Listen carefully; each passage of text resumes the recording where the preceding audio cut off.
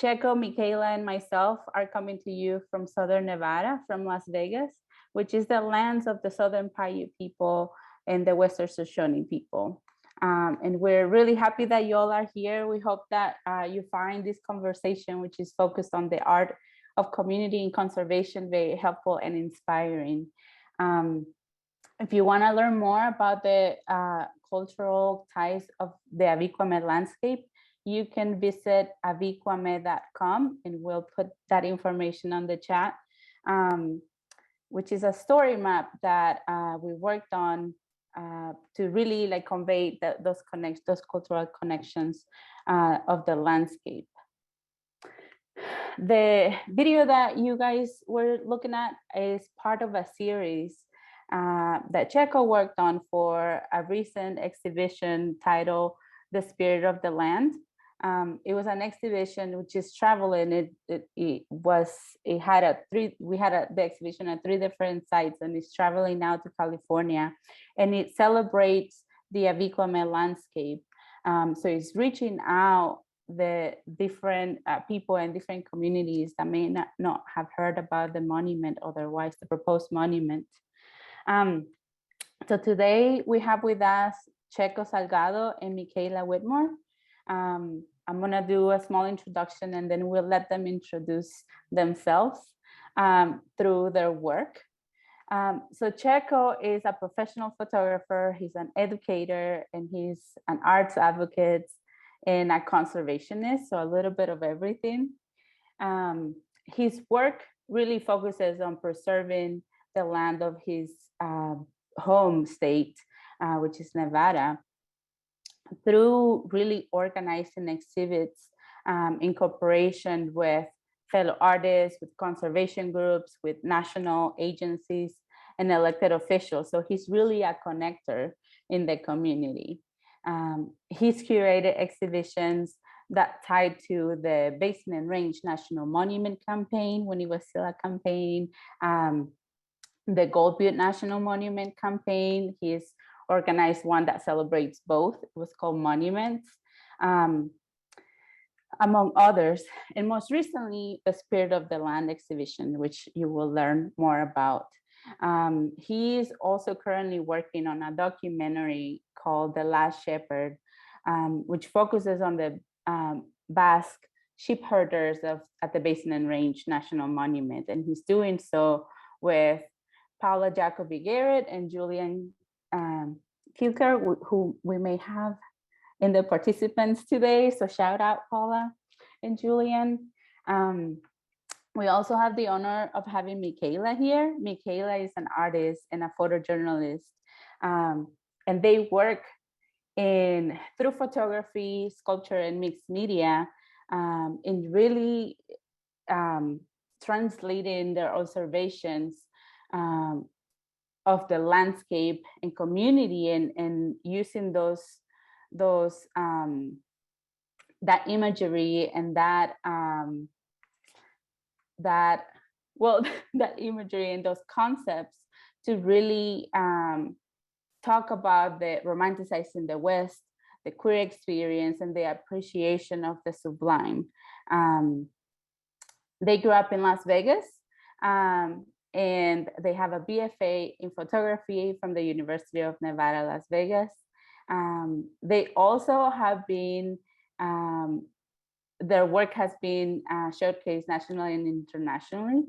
One of the documentaries that they were participating in was the Live in America, which was a performing arts festival at the Momentary Museum in Bentonville, Arkansas. But their work has shown in Vanity Fair, ESPN, High Country News, the Wall Street Journal, and I'm probably missing some other publications, the New Yorker as well. So it's a great pleasure to have them here today. I'm gonna give Checko the mic so that he can show us a little bit about himself and tell us about his work. Thank you everybody for showing up. Greatly appreciate you taking time out of your day to come and listen to us blabber about all these campaigns and things that we're doing, but we do it out of passion, out of love, and we want to share that with you, and hopefully we can influence you as well. So let's go ahead. I'm going to give you a slideshow, give you a little bit of history of who I am, and let's go for it. This first image, as I was going through these images to collect for it, this image popped up of my mom and dad, and this is them getting married in 1963 in beautiful El Paso, Texas, and then they ended up moving here. Actually, my dad's been here since '58, and we can go to the next one, which means I was born here. This is me coming home from school, and this was my front yard. This is where I grew up. There was no parks really in my neighborhood. We played out in the desert. So this desert lot is where everybody played. We catched lizards, made forts. This is what it was about. In the background, you can see Frenchman Mountain. So I grew up looking at this mountain for like 18 years. Okay, we can go to the next one. I got involved in music, and I had a punk rock band that we started in the mid 80s. And we really got involved in political stuff and history. And we started doing these desert shows out at the Nevada test site. So there's a band there. This is a group from Sweden that came out, a lot of different groups, mid 80s, 87, 88, we're doing protests out there. And I'm learning about organizing and getting people together. And I was still agreeing to this because see how big these shows were. They were pretty big. Like 200 or 300 people in the middle of the desert, about 90 minutes from Las Vegas. We have all these gatherings, okay? Here's some more of them. These are photos that I took. They're really, really dirty and bad. We can go to the next one. I got more involved in photography and I started doing more experimentation. Here's just some light paintings I did and going outdoors and seeing all these beautiful things. We can hold it right there. This is one of my my sages, the great elder Corbin Harney, who's since passed on, but he's the spiritual leader of the Western Shoshone. And I learned a lot from him and appreciation of the earth and going out and giving love for all this. But so Corbin Harney actually was a representative for the Western Shoshone at the Nevada test site. So it went full circle. I didn't know him until 10 years after our punk rock shows. And I was like, I'm already involved in this. So I got involved with this group, and Shundahai Network is what it's called. This is late 90s. Okay, we can move to the next. And what they were doing, they're trying to save their sacred land. And this is Newisagobia. This is the Western Shoshone land. And as you can see, it encompasses the Nevada test site, if you're familiar with the map, and also the Basin and Range. So I'll get back to that in a second. They're doing a lot of protesting. And this is one of the things they used to do is they used to put their arms inside of these tubes with cement and handcuff themselves and block the roads. And this is a block against the waste that was coming in. Down the bottom left, you can see a friend of mine, which I'm going to show you in just a second, but she's helping everybody out. She's giving them water. And, they're making a big deal at this. And this is what was needed because we don't want this nuclear waste to come to Nevada. We can go to the next one. That same girl is Susie Schneider. She just won a Nobel Prize last year for her work in the anti-nuke movement. So she was part of this group that I was with. I'm so honored to be with her. I just wanted to show a spotlight on her because I was like around and my sense is royalty because just the great work that she did. I eventually got involved with the Black Mesa group and Big Mountain, which is a mountain outside of Flagstaff. And I wanted to raise money for these people. I didn't know how, so I put together a benefit. And what we did is these are all wood blocks, and I don't have the actual wood blocks or actually the prints of them. These are the actual blocks themselves. So I reversed them so I can show you. So we got groups of people together, got in my house and just started going for it, finding money so we can buy these blocks. And they were talking about the coal that was there. There's a company called Peabody Coal that was destroying the environment, destroying the sheep of the Dene and the Hopi people. And we got involved, raised money, bought supplies. And this was one of the first big benefits that I put together. It wasn't huge, but it was a big eye-opening piece for me. Here's some work from Greg Higgins. He's a graphic artist. Now, because of the groups, we actually started getting organized and created a nonprofit called Nevadans Organized to Better Address Diversity. So from there, we started doing these protests at the NAB. This is us in front of the NAB because we were a pirate radio group as well. And this is about 1999 that we were starting to do this. So it was a lot of activism that actually Corbin inspired in all of us. So a lot of us that are still working. This is a photo of my dad. And because of that, we started working out Anapra, which is a town outside of Juarez, Chihuahua, across from the border of El Paso.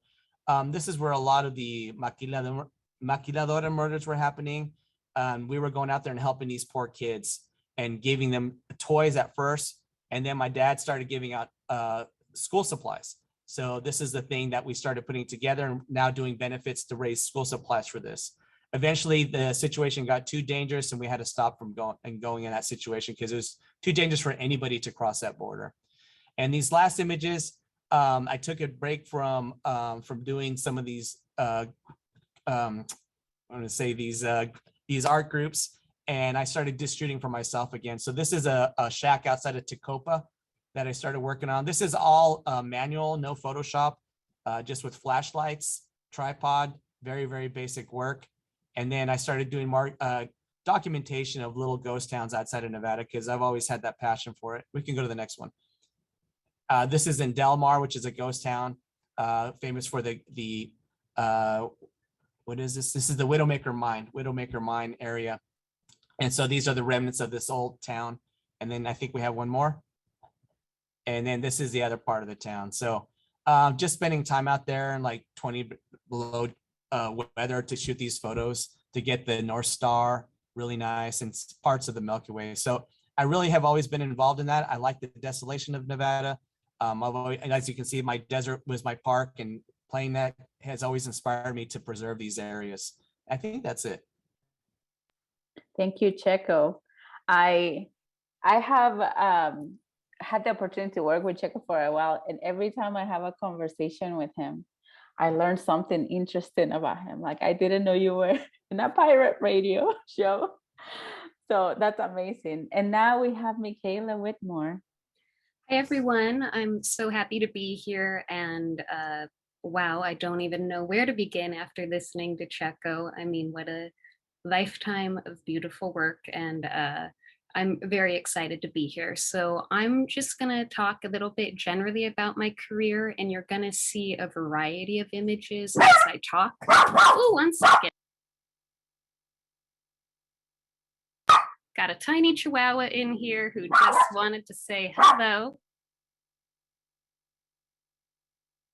The name is Pistol, the chihuahua. See, this isn't recorded. We're really live. You see, there we go.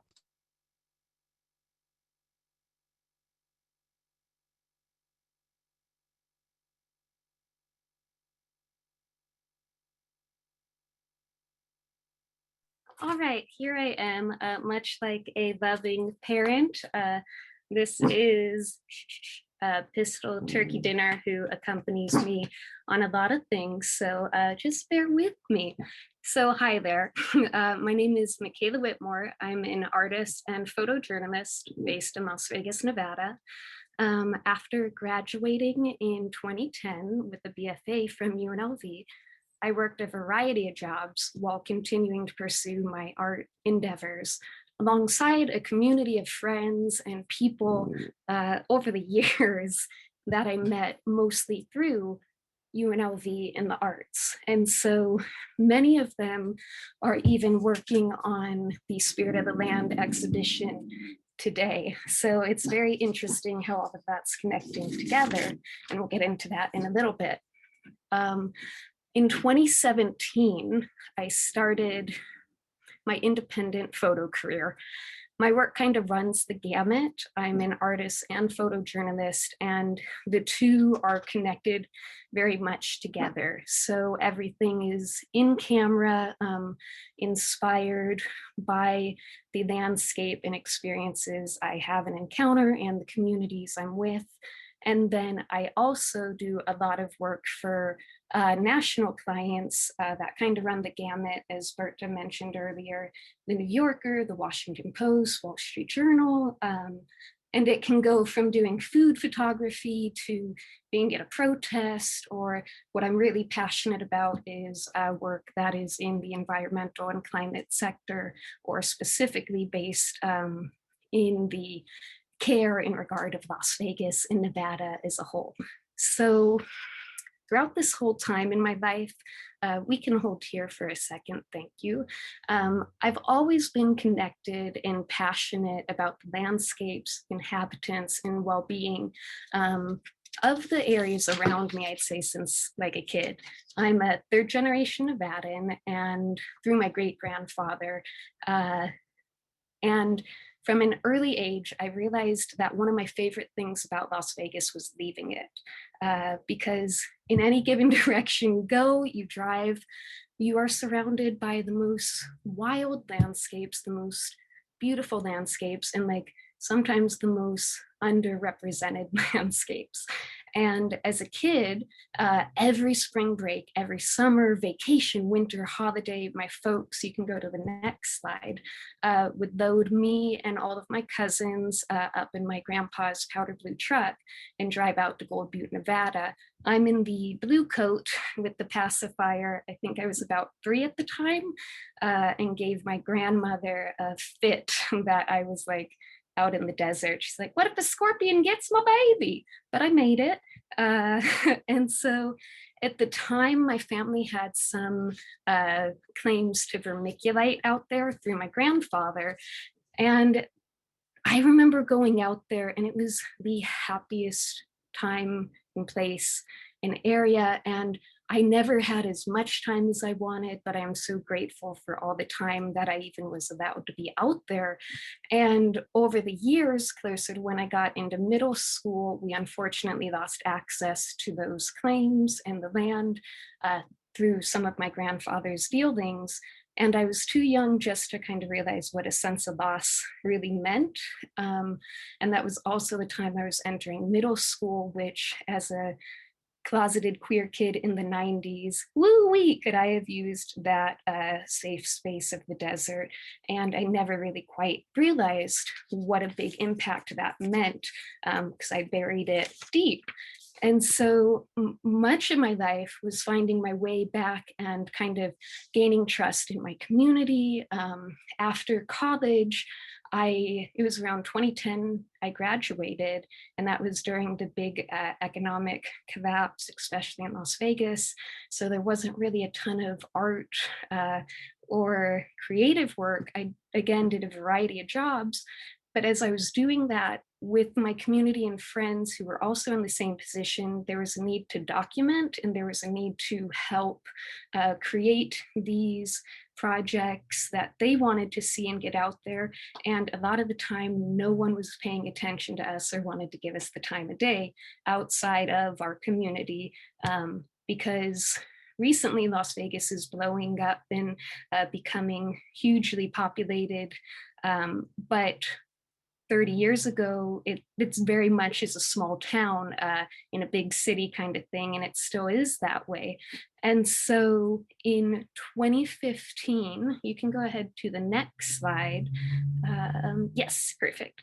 In 2015 is when things really started to connect together. This was an exhibition, Basin and Range, that Checko curated.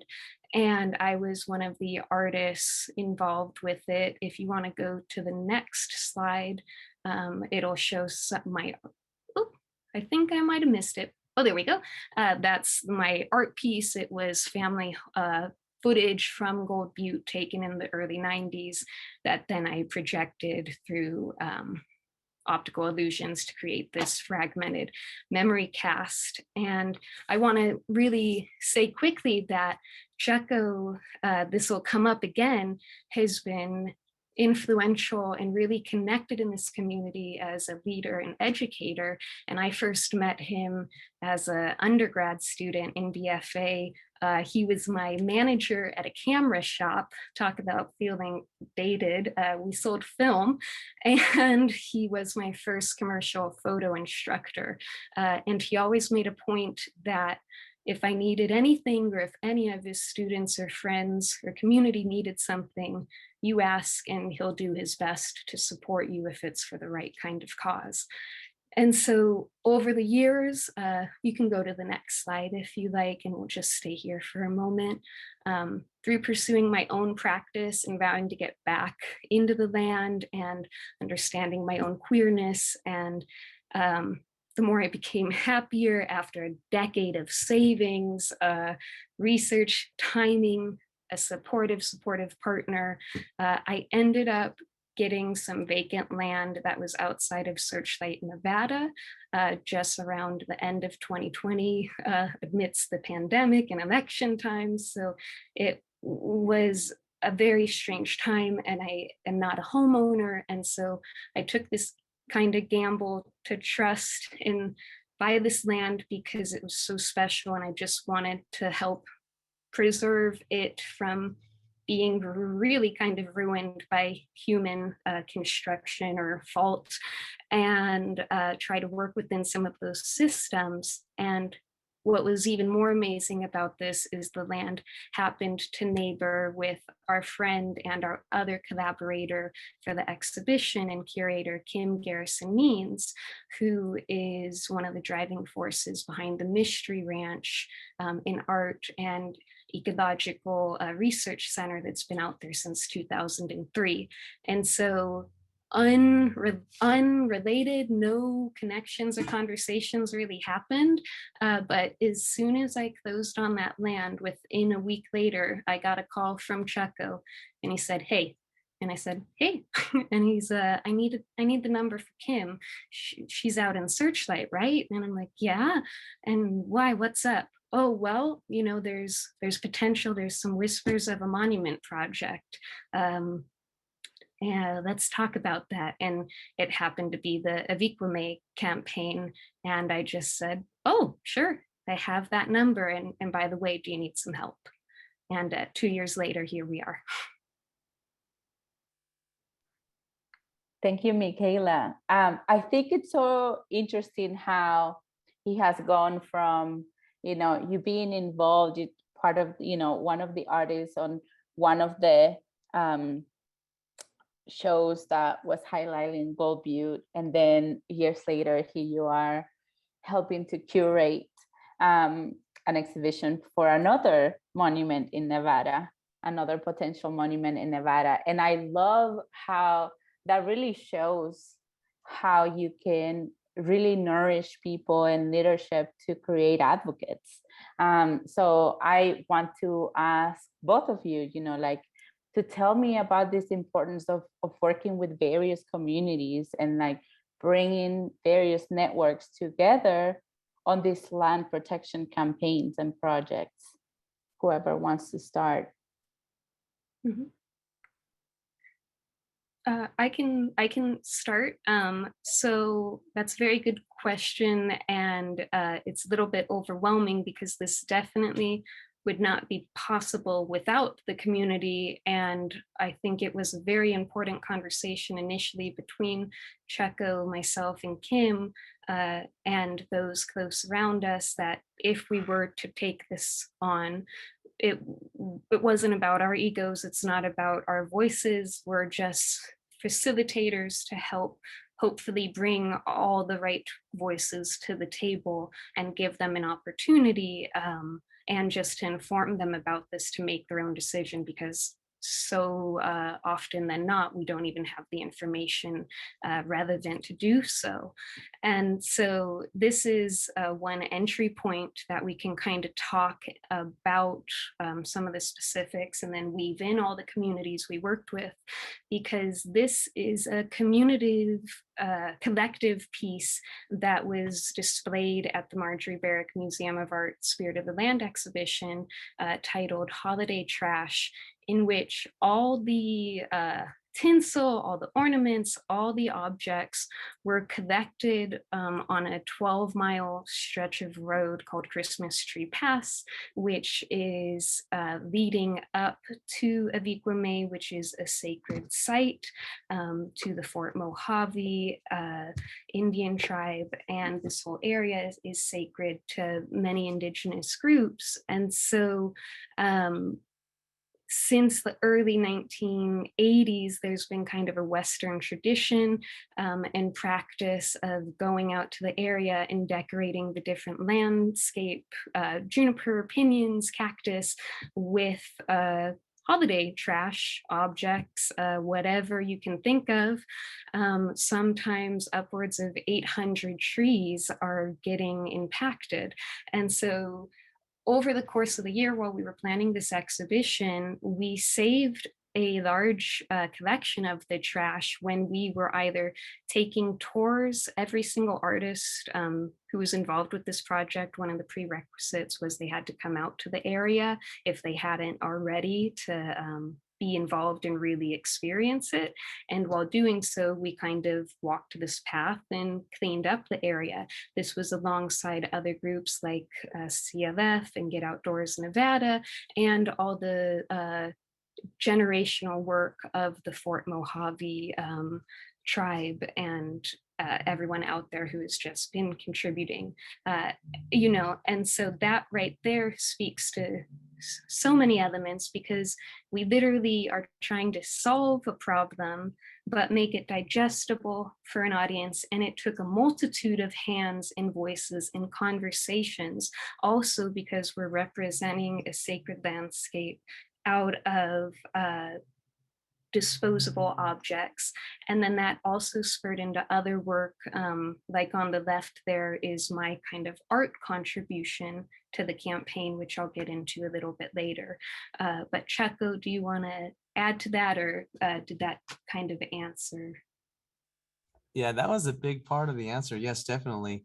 And that the thing for community is that when we think of these campaigns, these conservation campaigns, we always think it's, well, there's scientists involved and they're the ones that are giving us the data, and that's great. But the thing is that I take a cue from the WPA and the work that happened in the 30s with the poster campaigns that they had out there to promote these lands.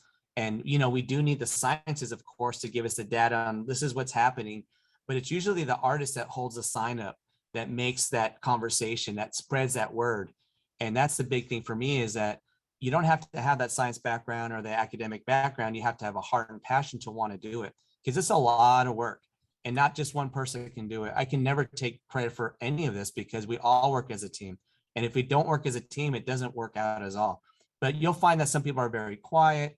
And when they come to the table, you'll find, oh my God, really? Hey, I don't know what I can do, but I got a truck. We can load it with stuff. Cool. That's your participation. That's your mark at the table. So that's a big thing, is having that idea that everybody can sit at the table, can bring something, and it gives joy, because sometimes people are very quiet about themselves or reserved, and realizing like, wow, you're a wealth of information. We need you for this. And that's the big thing for me. And also the networking, because from the first show that I did with Basin and Range, I've used a lot of the same people because I know that I can rely on them. Okay. And a lot of stuff that I've done, Michaela's been there with me. And that's the thing, she knows. And there's some people that you're like, yeah, this person's going to be good. And then they find out that, they don't want to go in that certain direction. But the thing is, if we don't work as a group and move as a group, it's not going to happen. It won't happen. But remember, everybody can contribute, regardless of the age, regardless of your background.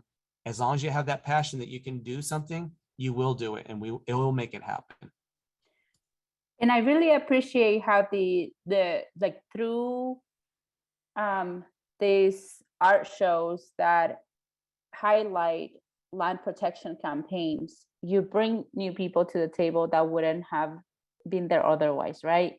And I think one of those groups, it's students that are either participate or come to these exhibitions. Can you tell us a little bit about that? Because Checko, you teach right now, right, at a school. So can you tell us a little bit about how you got your students involved? Well, it actually started at UNLV. And one of the big things for me is that when I was in school, that I would get bored in class with things, or you have a class where the professor just reads the book to you that you spent $250 on. And it's like, there's no adventure. There's no sense of wanting to go to the class. And for me, I still have that childish outlook on life. I don't know if childish, but that ability to go out to the desert and play around, because I want to do that. It's fun when you take those people out, when you actually make contact with the earth. So what I did is that at UNLV, I started getting my kids together. I was like, why don't you guys make the campaign? Why don't you guys take the photos? Nobody has any photos. You guys will be the ones. And I wanted to put them on the map and give them the opportunity. It's like, you know what? I did something that's important. It wasn't just an assignment in class. I actually did something that was a real world project that's going to benefit somebody. And that's what I wanted to do, is inspire those other kids to keep it going, because that's the thing, especially in the arts, there's a lot of ego. Okay. And the thing is that one person, I was like, well, this is what I did. And, I'm all about that. I'm not about that. I want everybody to be a part of that. And those kids were the big thing. The same kids that are knocking at my door right now, I'm at school as we talk. But the thing is that they are the ones who are going to keep it going. Maybe it's that little seed that they're not in touch with class, and all of a sudden that's what inspires them. Mister, I can go out and do this. Yep, you can. You can take those photos. You can be that person. So they feel that, you have to be a professional or really famous to get involved, but you don't. We all have to start somewhere. And for me, when I see these kids going off, I'm like, yeah. Or they take it to another level or ask questions. I'm like, oh my God, I never thought of that. So I always think that's the spirit of the people around me. It's meant to happen. And getting those kids involved pushes them a little harder. The other thing is that they're not just doing an assignment for class. They're showing the rest of the public, the rest of the people that are out there. So they step up their game. And I They really also like have that practice, that gallery practice. Oh yeah, definitely. Gallery practice and also networking and communicating with people. I didn't have any of those skills, and you have to have them. I was always shy, let opportunity pass me by. And I was like, I'm done with this. Let's move on and make things happen, because I know what I want to do, but how do I express it? But a lot of times I'd let these kids go off and I go, you know what?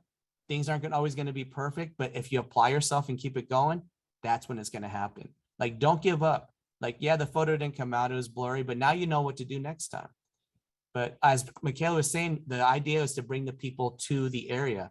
So I took the students to the Basin Range and to Gold Butte, and my next goal is to take them out to Avi Kwa Ame. But I want them to experience it, like, oh, this is what we're talking about the whole time. This is what a Joshua tree is.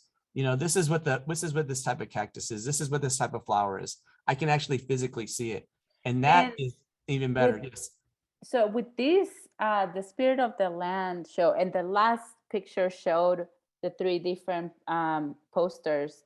And I want y'all to talk about a little bit about that, because there were 3, the exhibition was at 3 places. It was at the Barrick Museum of Art at the University of Nevada, Las Vegas, but it was also at 2 different community sites for Laughlin, Nevada, and Searchlight, Nevada. So if you can talk a little bit about like connecting all of those communities, including the Mojave people in this process. Mm-hmm. I'll talk a little bit initially about some of the locations in campaign, because again, one of the early conversations was how do we do this? I'm born and raised in Las Vegas and newer to Searchlight. Kim luckily has grown up and has generational knowledge of the area, and Checko has generational knowledge as well. So how again do we make sure that everyone can feel seen or have an opportunity to be seen or represented? And so the way we kind of approached that was we wanted to have a series of art that was accessible between contemporary art and then a kind of community-driven space that focused on a postcard campaign project that involved putting out a public call to the community that they could send in any images or artwork inspired by the area that we would then turn into postcards and display, in that it was in regards to these public lands and how they engage with them. And so we were fortunate enough to be able to work with the Searchlight Community Center and the Laughlin Library to gain 2 satellite spaces, so we could not only have art and the conversation be a part of Las Vegas, because that's where the Marjorie Barrick Museum was as our main kind of art counterpoint, but we needed spaces that are accessible to everyone, and for those living, working, and thriving and practicing within these communities who have been there before any of us have come along and even started talking, to be able to see themselves reflected in that process as well. So I think that really was a big component, and just trying to get this to really cross-cut through intergenerational ages and all different aspects of of life in communities and how we engage with our lands. Do you want to add to that, Checko? I do. Thank you, Michaela. One of the things that you have to remember is that in working with a large group of people is that sometimes opinions, come up, different ideas comes up. And the point of that is that we need to be level-headed and try to keep the boat moving, because the thing is we're all working towards the same thing. Especially in these groups here, we're working on preserving an area of our planet. And that's what happens once again, is that people's egos get in the way, and we have to put that to the side. And then let me mute really quick. The school announcements. The pictures that you all are seeing right now are from the opening of the Spirit of the Land show, which happened in March. And it was so well attended. We probably hadn't been in a closed space with that many people since the pandemic started. So it was very successful. The Mojave tribe brought bird dancers and bird singers as part of the celebration of the opening event, and it was really successful. I don't know the exact number of people, but it was a lot of people in there. So it brought the community together.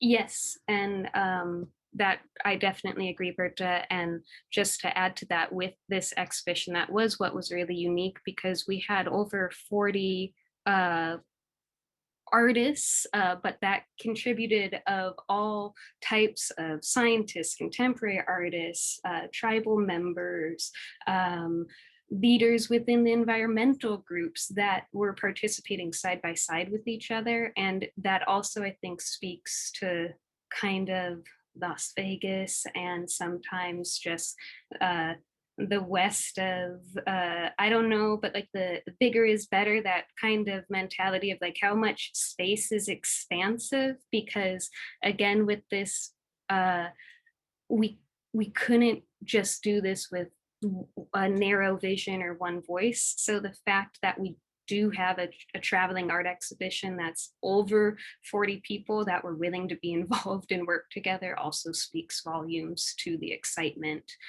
behind this. Go ahead, Checko. All right, thank you. Sorry about that. And I also want to put out there that working with a lot of people can be hard. We had 3 exhibitions land at the same time. That's a lot of work that we put in as curators, but the thing is also the people that helped us, because we wanted everything to come in we didn't want to exclude anybody. And if anything, by having these exhibitions, we want more people, that's the whole idea of this, is that we're spreading the message. So we want more people to get involved. And when these guys came up with the idea for the postcard campaign, I was like, oh, that's brilliant. Yes, now more people can get involved. It doesn't matter their art skills, they can still be a part of the project. And Michaela was in charge of the postcards. There was so much stuff going on and getting those prints done. And sometimes I'd show up to some of the opening or a talk and also like, oh, where did these come from? And it was just really cool. Yes. That's really interesting, because you're starting to talk about like new things that you've had to learn throughout the process. So I would love to hear like really how your art practice and your work has evolved because of your involvement on these land protection campaigns. Well, for me personally, I've actually started studying the plants more, and I've always had an interest in it, but now I really have to be on my game and get out there. You can see, part of my practice here is working with these kids here on the right-hand side. You can see that we're making cyanotypes, and I applied for a grant. We got some money, we got some really good paper, and they started working with it. And to hear these kids repeat the words is just incredible to hear. Mister, we're gonna work on the Avi Kwa Ame project today? Like it's nothing, And there's not too many schools that are really working on this campaign. So as part of as an educator now, these kids are getting involved. So this is the stuff that they put together. These are photos I collected. If on the top left, you can see an owl that Paula Jacoby Garrett took. There's some stuff that I borrowed from Jim Boone. There's some stuff from a camera that I got from Mystery Ranch. There's just a bunch of different objects. And then I also brought objects from the area. They put them on there. So even though we physically couldn't visit it, they were still studying it. And it was a real world project for them too. And this is just the first part. We still got more coming. I love that before and after. So that's showing the process of this piece. Yeah, and these are about 22 by 30. They're big. And these were also displayed at both the Laughlin and the Searchlight exhibitions. And in the months leading up to our exhibition campaigns and while they were going on, we did host a few different workshops or community events to also try to engage and just celebrate and get to conversate within different communities. So Checko and I hosted a cyanotype workshop together. And then later on, Kim hosted kind of a lithography printmaking workshop.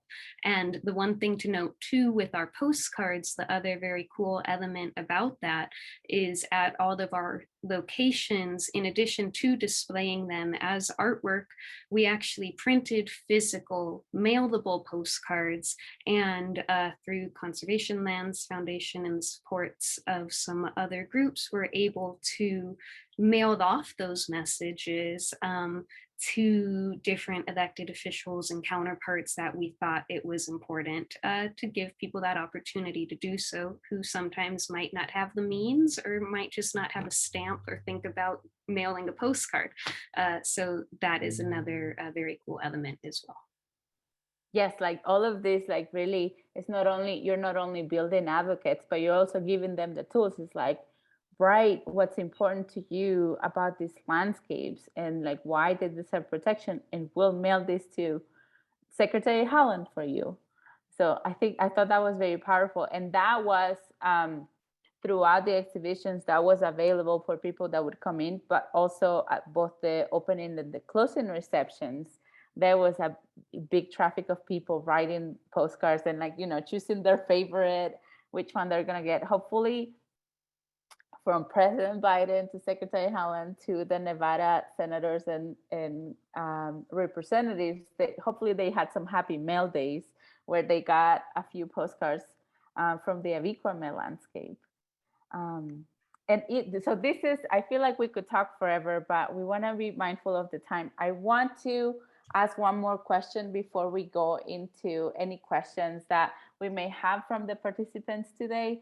So if you are here and you have a question, just put it in the chat and we'll address it. But before we get there, I want to ask, like, how do you see your work in advocacy for land protection being part of your art practice or your work here in the future? Mm-hmm. Do you want to start, Checko, or do you want me? Okay. Also, as we're talking, what you're going to see on screen too are just some of the examples of different postcards that were submitted by the community, and their names are displayed as well. So yeah, very, very good question. And it's one that I would love to really think about even more, because I am currently processing and even today, like learning things I've never put together. So it's always an evolution, but I think land advocacy and my practice has really started to evolve alongside with the older I've gotten and the more I've leaned into my true self and finding the community who can support and honor that, and really making conscious, mindful decisions within my actions of what I do with my time and how and who I give that to, because we live in a world that can be very draining at times, and the different systems in place, you know, we all have to navigate those things. And I think really, for me, most of my practice now has really started, I'm very fortunate as this work is going on to align, as I've been becoming a little bit more secure in my own work and my own self, I'm starting to have a better understanding of what I would like to pursue, and my opportunities and the community surrounding me are starting to support that. So I'm getting more opportunities that are involved in environmental projects or climate-based work. And coming from someone with an art degree, I always had a little bit of, and still do, like many, that imposter syndrome that sneaks up. And, you know, time and time again, how am I an artist gonna have anything to contribute to this conversation. But that is such a sad, kind of depressing way of thinking, and that's why we have to shake ourselves out of that mindset and get outside, because again, we can get so bogged down from the outside world to even find time to get to this place. So I really am trying to no longer separate myself and just lean into all these facets. And I think like climate change has always been around, but it just hasn't always been acknowledged. And in our current time and state, it is at such the forefront. And I really am trying to be, again, mindful with all of my actions and my work, that if I can do something to further an idea or give back and protect and help a conversation that is protecting our environment, lands, and the inhabitants, that's really what I would love to do. And of course, finding joy and happiness within all of that, it all is connected. But I think we're at a time that every little thing we do can build upon with each other, and the systems aren't changing unless we make those systems change. So I'm happy to be here and finally get the opportunity and I just can't believe it's been over a decade of knowing Checko and also recognizing my own growth in tracking, and then knowing there's a whole generation below me. My niece has been involved with this project, who is 8, and this is the first time I'm getting to kind of connect with her about the lands and my identity, and making sure she has a safe place to grow up too, and everyone else. So it's really an interesting time, and I'm sure ask me that question in another decade if we're still here, and it'll be a whole nother answer. All right. Once again, it's hard to follow Michaela. I'll add a little bit, but for me, I want to continue working in education, whether I'm working in a school or not, just to keep the kids hopeful, because, you know, there's a lot of sadness going around. You know, this community, we're here to save these lands. And if these kids feel like they're a part of it, that they're making a historical significance, that they need to get through and be a part of it and feel like they're a part of it.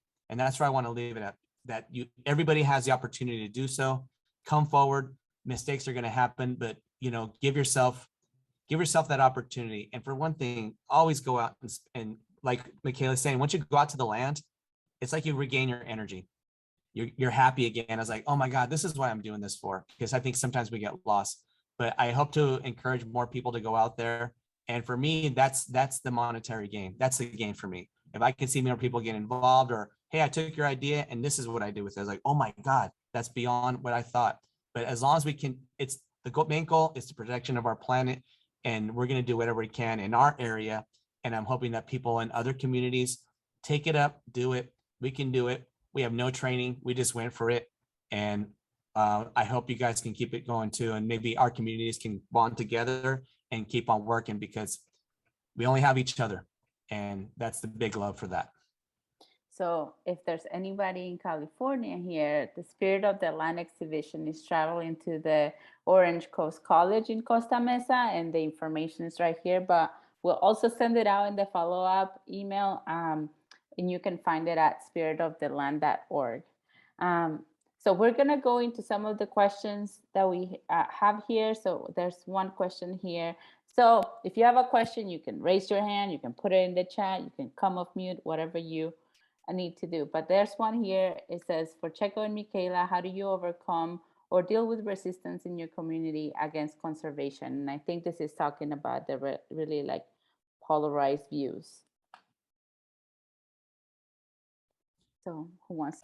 For me, I take my punk rock background because I come from a rebellious group of youths at the time. I'm still punk rock to this day, but I've learned how to fight that up, because not everybody's going to agree with you. My own dad didn't agree with me on a lot of stuff. But eventually with time and learning how to bring that level-headedness, like, you know, we'd get in each other's faces. Oh, it's not going to be this way. It's not going to be this way. And then finally you have to get that sense of reasoning, right? And then also walk away, because sometimes it's like, it's not worth it. Maybe they don't get it right now. Maybe it's not their time. Maybe, use your energy somewhere else. You're not always going to win. That's the problem here that we're having. But the thing is always having that conversation, and also be level-headed about it. Don't get abrupt. Don't go into baby attack mode, as we call it here. Just keep it level-headed. Yeah, I would agree. And I think just recognizing that everyone is human in this, and we all have and probably are doing a million things and trying our best. But to really, I think, understand and give grace to that. But then if you don't like something, well, then do I know about it? Because half the time I might not. And we are trying our best to hear and make sure, I think in general, people have opportunities to come to the table. And I think, for instance, with like Searchlight and Lofton, when that campaign just started, Kim and I started going around door to door and doing flyer campaigns and showing up at community meetings, and then slowly getting introduced to members of the Fort Mojave Indigenous tribe and gaining that trust, and learning about the different issues and beauty, and then even months later finding out about groups we had no idea with, but once we did, like the off-roaders or the bighorn sheep people, like I want to know everything. My heart is to protect the environment and the lands, and honor that. And sometimes that doesn't even align with modern day environmentalism or conservation issues. So that's all stuff that's being navigated too. But I think we just have to, if you're not happy with what we're doing, then please go be motivated to put your own stamp on this and do something to help further the conversation, I think is how I kind of feel or deal with that. It sounds like, okay, you're telling me all that you don't like. Tell me a little bit what you like. Maybe we can find something there to work with. And even if what you don't like, I mean, there's stuff that sometimes we don't even, again, there is merit in that, and we're all going to make mistakes and we're all learning. So it's like just trying to still come to the table, and that even came up through this whole campaign because it's been a very polarizing political time as all of this has happened, and also depending on who and how you walk through this world and the spaces you go and who you encounter, that brings on different experiences too. So I think as long as we acknowledge we're all trying, and that we give opportunities to conversate with each other. If we're not listening, then yeah, we have no hope. We have another question here, and it says, do you think your exhibition will lead to an annual monument artist in residency program? Let me start with, as soon as the monument, when we have a monument designation, I feel like this is like we have like a dream list. And I feel like, where is this on your list, Michaela and Checko? I definitely think that would be an amazing possibility, and there's so many opportunities for fruitful connections as this progresses. I do think right now I'm very fortunate because early on in the conversation, as mentioned, the Mystery Ranch is serving as kind of an arts and ecological private kind of on the radar, off the grid research center, but provides opportunities to artists and scientists to just come out and engage with this landscape. And so I definitely would love to see that mirrored within our national systems, or Walking Box Ranch, or different organizations that are working in the field, also speaking to those groups and being like, well, y'all live here, this is what you've been, what do you want to see in these areas? And we already know art is a very powerful and wonderful tool to connect and bridge conversations amongst everyone. So I'm all for it. Thank Yeah, you. I'm Do we definitely have for it, any too. more questions? Oh, sorry. Go ahead, Checko. I was just gonna say I'm definitely for it. And of course, we need to set up the facilities in these areas once we finally get this designation for more people to come out and visit. But and some of the other campaigns that I worked at, they're starting to build up residencies now. So it takes a few years. But there's some other places around the state that have some artisan residencies here in Las Vegas, or outside of Nevada, should I say, or Nevada. And I think that's a big thing, because then we can invite people from out of state to experience the desert. Somebody from the snowy area. I think this is where this came from too. Yeah. So from the Cascades, imagine coming down here and being involved in this desert area, and to appreciate it too, because they always think what we say is Nevada is not a wasteland. There's a lot of beauty here, and it inspires a lot of people. So we are coming up to the hour, which is, it's hard to believe already. But thank you all so much for participating. I don't see any more questions. Just know that your support to Conservation Lands Foundation really help fuel these community-led projects and campaigns like the ones that you have heard about today. Thank you for joining us. We'll follow up with an email with all the links to the resources and the projects that you heard about today. And it looks like we have one more question. Ramona. Or is that a no? We're going to go into one more video that you can enjoy as you exit the conversation today. This is another one part of the series that Checko directed for the Spirit of the Land exhibition. So thank you all so much for attending today. Raised his hand to speak. He said, "You must be tired, and all your senses weak. But though we wander in strange lands, though we wander in strange lands, we will find home again." Joshua on a desert ledge cast forth his hand to point across the river's edge, and the water stood aside. Yeah, the water stood aside. Across Jordan they did ride.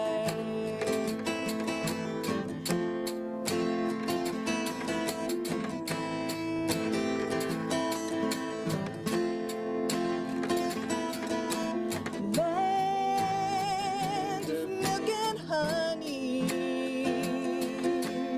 land of creosote and cactus trees. Joshua, with his arms spread wide, said, "Take a look around. Come stand here by my side, because this is our promised land. Yeah, this is our promised land, and it's where we make a stand."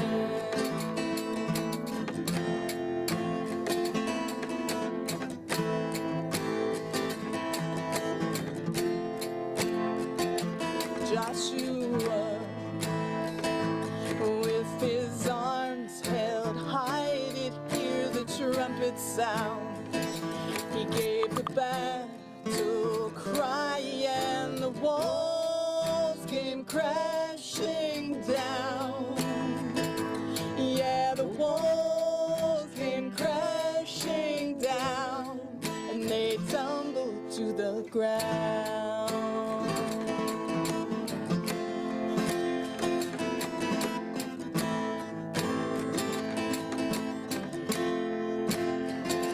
Joshua threw his arms up in the air, and when those walls came down,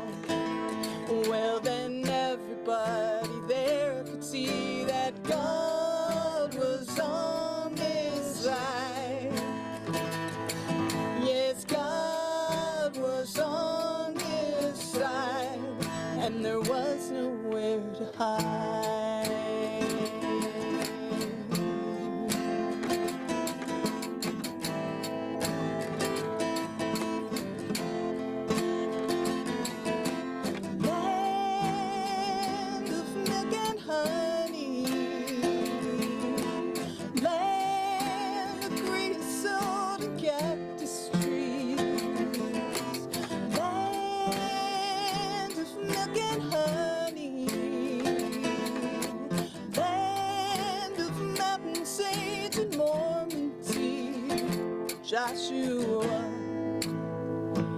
If you're looking down, you'll see we are so tired. And we've been wandering around. Tell us, where is our promised land? Where is our promised land? Tell us, where is our promised land? We will find home again.